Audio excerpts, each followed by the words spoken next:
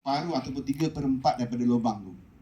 Ada tambahan sikit untuk kita tanam anak benih situ dan dia untuk pembesaran dia. Okay? Ada kat sini kecil sangat ni. Dia rock phosphate, CIRP ataupun satu lagi MOP, muriate of potash, potasium, ada potasium, dan juga kalau ini macam tai ayam kita boleh masuk ke dalam lubang. Jadi campur dengan tanah lah. Kemudian sehingga 3/4 dari lubang baru kita tanam pokok. Kalau next gambar ni, ini kaedah tanam pokok yang sempurna, yang betul lah. So walaupun lubang dia dalam, tapi kita tak tanam masuk ke dalam, tinggal nampak pucuk tak. Ya, jadi maknanya kita tanam yang sempurna macam ni tanam. Sebab kalau benih kita biasanya yang bukan dalam polybag kan, biasa kita dapat dalam, bukan dalam polybag. Dalam polybag pun boleh juga. So dalam polybag lagi senang lah kan. Yang bare root macam ni, kita kaedah kita tanam mesti dia tegak lah. Ikut kepada ni, kalau dia kaedah baring tu, jadi pucuk yang tegak tu, yang itu kita ke atas lah. Ada juga yang tanam dia buat kaedah dia menegak pun ada. Bila dia semai dia buat menegak. Ikut kepada pucuk ni dia tegak ke mana. Jangan kita tanam sengit. Saya tengok dalam video dalam Facebook, kadang-kadang ada orang tanam, dia kata dia tanam dia sengit sikit. Dia sengit sikit lah. Dia sengit dia tanam. So maknanya pokok ni dia tak tegak. Lepas tu dia kata bila dia tanam macam tu, rasanya dia kata pokok dia akan lagi lebih kuat. Kan? Itu pengalaman dia lah. Pengalaman dia. Itu kaedah tanam tu ikut suka tuan-tuan. Cuma basic dia mesti lubang dia besar daripada saiz nuts tadi, seed nut tadi. Kalau kita tengok gambar yang ni, kan, dia nampak sengit sikit kan? Sebab pucuk dia tegak macam ni. So dia terpaksa memang dia kena condong ke bawah dia tanam. Dia pastikan benda tu tegak ke atas. Ini keadaan penanam yang betul.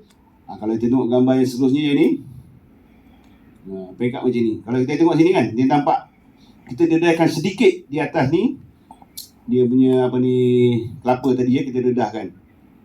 Supaya tujuan dia okey.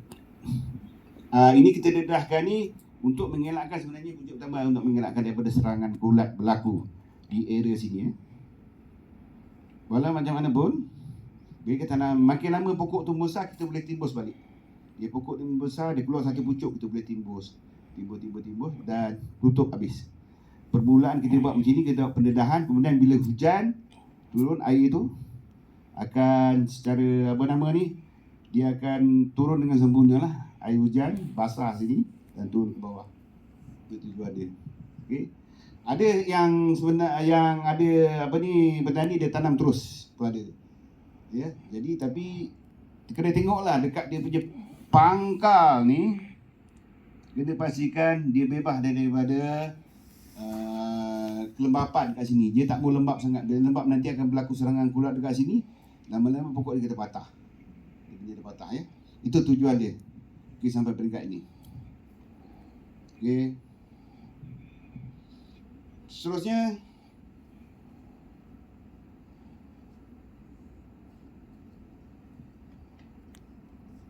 saya sebut tadi sistem camber. Camber ni kalau kita nak satu ladang yang besar kita buat, kita syurkan buat sistem cambering ataupun batas di antara parit.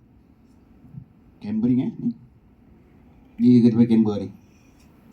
Dengan jarak yang tertentu, lebar dekat sini antara tengah parit kita susunkan 16 meter 16 meter.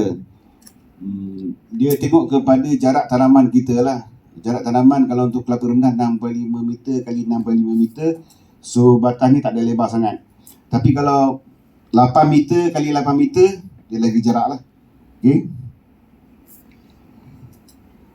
Ada sistem parit Kalau sini ada camber. Okey, ni parit ladang dalam ladang 321 saiz ataupun 432. Bantu pada kesesuaian lah tanah. Kalau tanah pasir, kita kena buat orang kata dia punya cerun ni dia kena lebih cerun sikit tanah pasir sebab ada berlaku akisan kan. Okay. Biasanya 321 lah ladang kalau tanah biasa. tanah sungai ke tanah laut, yang ada tanah liat sikit kan. 3, 2, 1 dah okey. Kemudian ini parit ladang. Yang ini dipanggil parit skapa. Skapa ni maksudnya adalah parit sampah sini. Tapi kalau tak nak buat parit sampah pun boleh. Ni jadikan sebagai parit pun boleh. Parit dan juga untuk pengairan. Ya, buat. 3, 2, 1 tadi tu. Parit, saiz parit 4, lebar 3,